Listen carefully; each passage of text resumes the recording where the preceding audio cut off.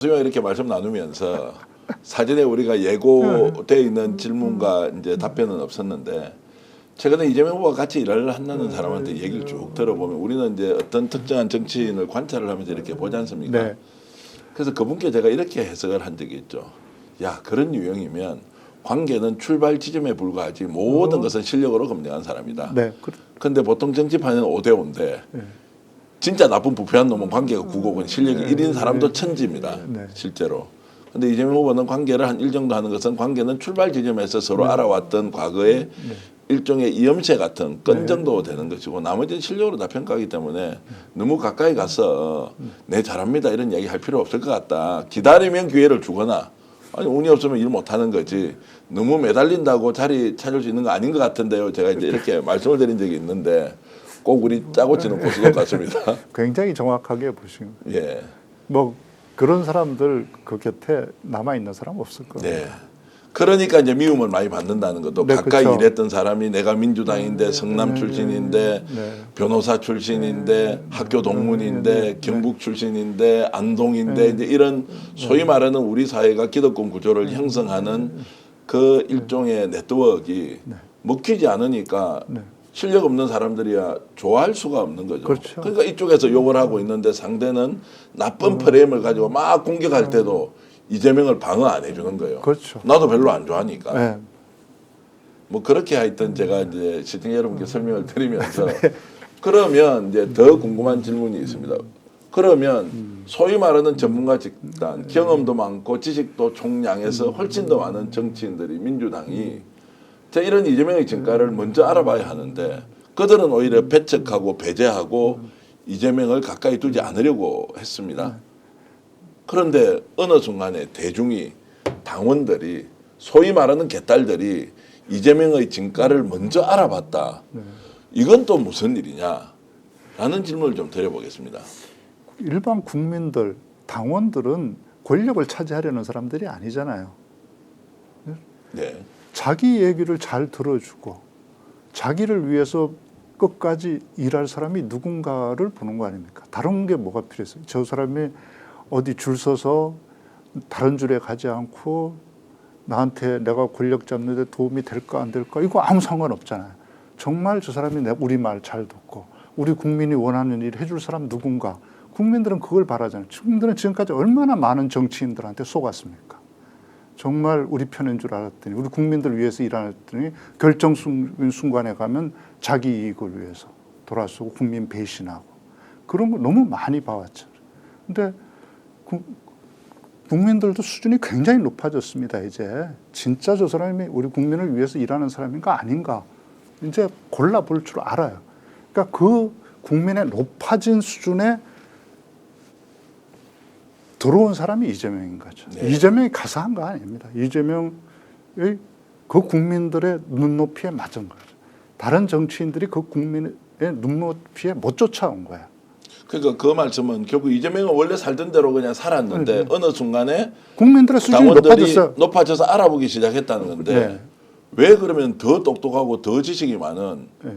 민주당이라는 공당과 기득권 구조 정권을 잡아야 되지 않습니까? 그 사람들 왜 이재명과 함께 내 실력 발휘해서 더 좋은 나라 만들자라고 왜 선택을 못했느냐. 그들은 자기들의 권력을 높이는 게 중요하지 예.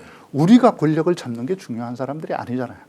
그래도 민주당은 그렇지 않다고 봐야 되는 거 아닌가요? 국힘은 뭐 자기 사적 이익을 위해서 죽기 살기로 한다고 하더라도 그래도 민주당은 정통성이 국민과 함께 그 정통성 속에 자기들이 늘 중심에 있어야 되죠. 대부분의 사람들. 그래서 이제 어느 순간에 당내 기득권 구조와 그리고 당원들 간의 정면 그렇죠. 충돌 현상이 이제 생기지 않습니까? 그 갭이 생겼고 옛날에는 정말 당원들이나 국민들이 동원의 대상 네.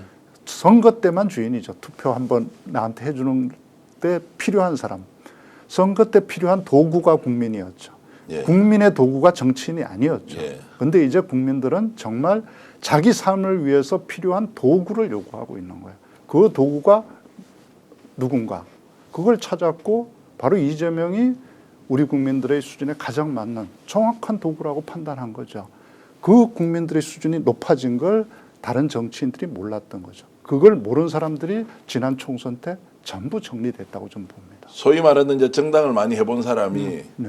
정당 기득권 구조 안에 갇혀 있으면서 네. 당원이 중요하냐 대의원이 중요하냐 네. 표를 몇 대 몇으로 우리가 그 비율을 정해야 하느냐 이런 것들을 논의할 때 끊임없이 대의원 중심 그리고 그렇죠. 지역위원장 중심 자기가 심어놓은 사람, 자기가 예. 관리할 수 있는 사람만 예. 가지고 했죠. 그래서 당원 늘리라고 그래도 안 늘리죠. 관리하기 예. 불편하고 또 나중에 자기 뜻대로 안 되니까. 근데 그 당시에 당원들이 폭정했거든요. 네. 막 들어왔을 때 이제 주위에서 또 욕을 할 때 어떻게 했냐면 이재명 봐라 자기 이제 완전히 혼자 독식하려고 당원들까지 다 늘리고 있다. 막 네. 이러면서 당원들이 들고 일어나는데도 당 내에서는 오히려 이재명의 독주 체제 견제해야 하는데 이게 지금 당이 오히려 민주주의가 아니고 오히려 1인 중심 체제로 바뀌고 있다라고 얘기를 하고 이걸 언론에서 또 대서특필을 합니다. 그게 어떻게 1인 중심입니까? 당원 중심이죠. 예. 국민 중심의 당으로 변한 거죠. 예. 그걸 아니 그럼 자기들도 당원을 늘려야죠. 네. 그 이재명 후보가 뭐 권력을 동원해서 강제로 당원 입당 원서를 받았나요? 예. 다 스스로 들어온 국민들이잖아요. 예. 그런데 이제 이 질문도 한번 드려보겠습니다. 그러면 지난 대통령 선거에서 패배하고 난 뒤에 네. 자 인천계항으로 국회의원 출마를 하느냐 마느냐 이제 네. 이런 부분에서는 소위 말하는 이제 정치를 해본 네. 이제 평론가들조차 그거보다는 대통령 후보로서 일단 낙선을 했으니 네. 한 6개월에서 1년 해외에서 공부를 하고 그 높은 지지율을 어느 시점에 당에 다시 들어와서 펼쳐서 한번 해보자라는 의견이 만만치 않았거든요. 네. 그럼에도 불구하고 이재명 그 당시에 국회의원 출마로 네. 선회를 한단 말이에요. 네. 그 부분은 어떻게 설명을 해야 됩니까? 그 제가 잘 아는 후배 한 명도 그 반대했다가 예, 그래요. 그래서 너 안 잘리냐?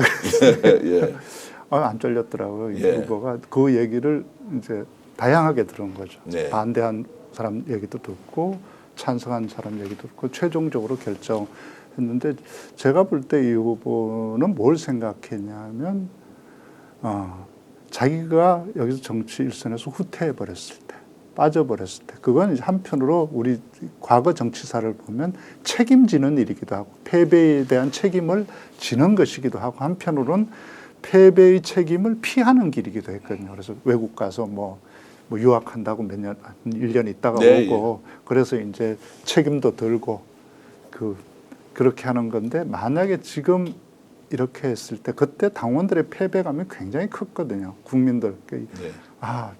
저런 후보가 어떻게 대통령이 되나. 저건 아니지. 예. 그래서 너무 상실감과 패배감이 컸는데 자기가 이제 물러났을 때 문제는 민주당이라고 하는 대우가 유지될 수 있냐는 거죠. 민주당의 대우가 무너지고. 그래서 정말 국민을 생각하고 미래를 준비하지 않는 사람들이 당권 싸움을 하면서 당을 차지하게 되면 이제 그 좌절하고 실망한 국민들, 당원들이 민주당으로부터 정말 등을 돌려버리는. 그래버리면 이 윤석열 정권이라고 하는 게 일회성으로 끝나는 게 아니라 저기는 더 강고하게 되고 이쪽은 대우가 다 무너져 버리는 거예요. 어떻게 대우를 지킬 수 있나. 질서 있는 퇴각을 해야 된다. 그러기 위해서는 그래도 40% 넘게 득표한 득표력이 있잖아요. 네. 그 지지자를 가지고 있는 자기가 그래도 버티고 있어줘야 이 대우가 안 무너질 거다. 그래서 그런 깊은 뜻이 있었음에도 불구하고 비춰지는 것은 책임 안 지고 또 국회의원을 하느냐라는 것에 대해서 본인도 굉장히 괴로워했겠습니다. 네, 어렵게 결정. 그런데 중요한 것은 이제 이 후보 스스로 본인이 한 말이 있습니다. 여기에 대해서 큰 전쟁에서 지면 대우가 무너진다. 그 집단이. 근데 다행히 그 대우가 무너져도 상대가 잘하면 이긴 자들이 잘하면 그 나라가 괜찮다. 근데 이긴 자들이 잘 못하면 그 나라가 완전히 망해버린다. 네. 왜냐하면 준비된 다른 세력도 없으니까.